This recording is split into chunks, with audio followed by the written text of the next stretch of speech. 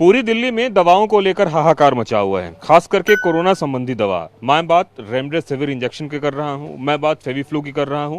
क्या स्थिति है, इस पूरे मामले पर बात करने के लिए दिल्ली में जो दवाओं के विक्रेता है उनके अध्यक्ष आशुतोष ग्रोवर सर हमारे साथ मौजूद है। सर, एक बात बताएं, अभी क्या स्थिति पड़ रही है, आपको लग रहा है? देखिए, जिस तरह से ये कोविड की महामारी कहूँगा इसको मैं, डिजास्टर फैलता जा रहा है, बहुत ज़्यादा केसेस आते जा रहे हैं और हॉस्पिटल के अंदर सिस्टम्स के अंदर बहुत ज़्यादा झटका लग चुका है। अवेलेबिलिटी ऑफ रेमडेसिविर, जैसे आप बात करें, टॉक्सिविम 400 इंजेक्शन है जो बहुत एक्यूट पेशेंट के लिए चाहिए, इसकी अवेलेबिलिटी नहीं हो पा रही है। मार्केट में अवेलेबिलिटी बिल्कुल भी नहीं है, ना के बराबर है। और नीति आयोग ने पिछले दिनों में इसके लिए गवर्नमेंट को और कंपनीज़ को इंस्ट्रक्शंस भी दी हैं गवर्नमेंट के थ्रू कि भाई जो भी इंजेक्शन है वो पेशेंट को डायरेक्टली हॉस्पिटल में दिया जाए, क्योंकि पेशेंट इन्वॉल्व जो है, जो एडमिट है, वो आईसीयू के अंदर है। तो बजाय कि पेशेंट का कोई भी रिलेटिव या उसका अटेंडेंट बाहर भागे परेशान हो तो उसको हॉस्पिटल में भी दिलवाया जाए।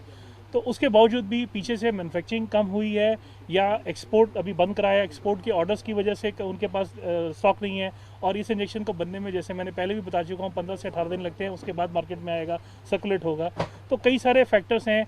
और जैसे कि पिछले कोरोना के बाद इसकी डिमांड बहुत कम हो गई थी, तो हो सकता है कंपनी ने मैन्युफैक्चरिंग भी बहुत कम की हो, क्योंकि इसकी 2-3 महीने की एक्सपायरी होती है और कई माल पिछले साल फरवरी का ख़राब भी हुआ है लोगों के पास। तो अब 10 मार्च के बाद से बहुत ज़्यादा इसकी जो डिमांड आई है, इतनी ज़्यादा आ गई है कि कोई को सोच भी नहीं सकता। हर एक पर्चे के अंदर ऑलमोस्ट 10 पर्चों में एक पर्चे में इसका लिखा हुआ आ रहा है और उसकी रिक्वायरमेंट नहीं हो पा रही। इसके अलावा जो एक दवा है फेविफ्लू, और फेविफ्लू भी मार्केट में बहुत इजीली अवेलेबल नहीं है। नहीं, फेविफ्लू में मैं ये कहूँगा दिक्कत आ रही है, बट अगेन वही है कि उसकी रिक्वायरमेंट भी जैसे जैसे केस बढ़ रहे हैं तो कंपनी ने उतनी प्रिपरेशन नहीं होगी उनके पास कि एकदम से इतना ऑर्डर आएगा। और वो ऑर्डर बढ़ चुका है, रिक्वायरमेंट बढ़ चुकी है, पेशेंट को लिखा जा रहा है, डोजेस लिखी जा रही है, तो टाइम लगता है। प्लस महंगी दवाई है, हर एक मेडिसिन शॉप पे अवेलेबिलिटी नहीं होती, क्योंकि महंगा पता है, 1200 रुपये का एक पता है जिसके अंदर 17 टैबलेट्स होती हैं। तो वो हर एक आदमी उसको रख भी नहीं सकता है या नहीं रख पाता है, क्योंकि बिकेगी नहीं बिकेगी, कल को नुकसान हो जाए।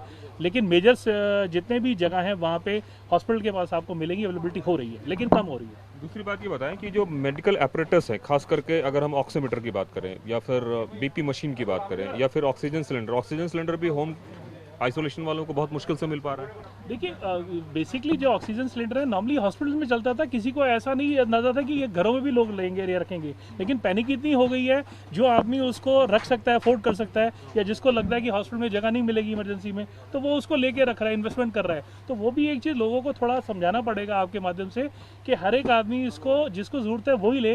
ये नहीं कि मैं आगे सोच के लूँ, ज़रूरत पड़ेगा तो वो उसको खरीद के रख रहा है, तो ये भी एक दिक्कत है। तो वो कम पड़ रहा है, इस वजह से दिक्कत हो सकती है। अगर हम ऑक्सीमीटर और बीपी मशीन की बात करें तो इसके प्राइसेस क्या अवेलेबिलिटी और डिमांड और सप्लाई की वजह से बढ़ रहे हैं और कोई वजह है? नहीं, जो इंपोर्ट होता था, इंपोर्ट में कई चीज़ें दिक्कत आई हैं। चाइना से पहले सामान नहीं आ रहा था, इंपोर्ट होना कम हो गया था, बंद भी बीच में बंद भी हुआ है कई टाइम पे। और इंडिया में इसकी मैन्युफैक्चरिंग उतनी ज़्यादा नहीं है, असेंबलिंग होती है, तो इसकी भी एक कमी इसकी रीज़न ही है। प्लस कोविड बहुत ज़्यादा बढ़ रहा है, तो एक ऑक्सीमीटर जो है वो एक आदमी यूज़ करता है, दूसरा उसको नहीं करता है, आइसोलेशन में रहता है। तो घर के अगर 4 आदमी हैं तो लोग ले रहे हैं।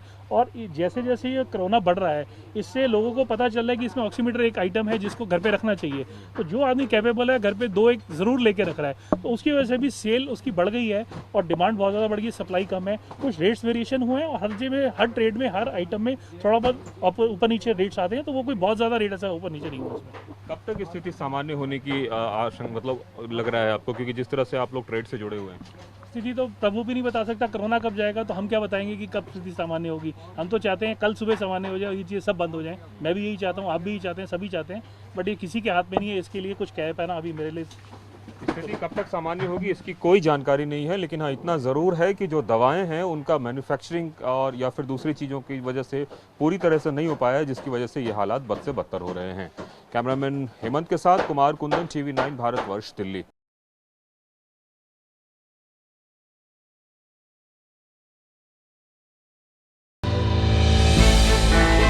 हमने की गलती फिर एक बार, कोरोना ने किया दोबारा प्रहार।